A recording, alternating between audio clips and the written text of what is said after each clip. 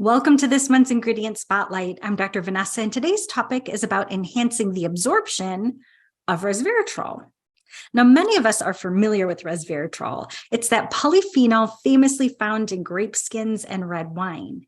And we do know that resveratrol has many benefits. First, in supporting the cardiovascular system by promoting healthy endothelial function and by decreasing the formation of cells that trigger plaque formation, known as foam cells.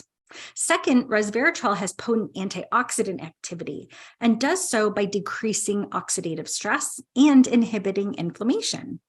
And finally, resveratrol has many longevity benefits, including SIRT1 activation, AMPK activation, and by mimicking the benefits of calorie restriction.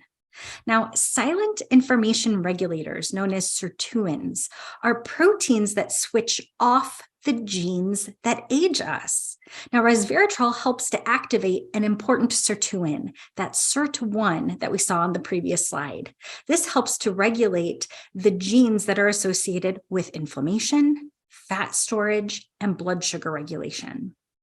However, like many other beneficial polyphenols, resveratrol has poor bioavailability. Why that is because once we ingest resveratrol, it undergoes a process called conjugation.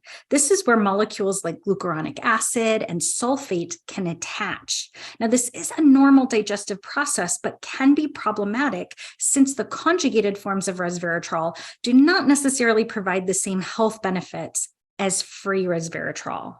So the solution may be found in adding a fiber called galactomannins from fenugreek seeds. Now, galactomannins provide a gel-like barrier to protect the free resveratrol from the digestive conjugation process. This greatly enhances the amount of free resveratrol that is bioavailable.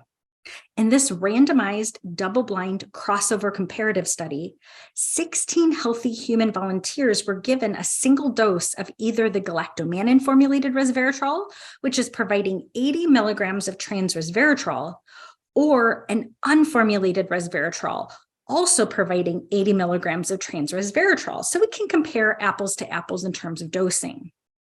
Then the researchers measured free resveratrol plasma levels at multiple time points over the next 24 hours.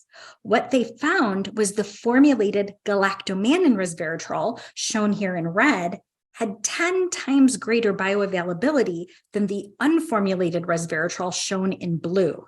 Now, this calculation was done by measuring the area under the curve.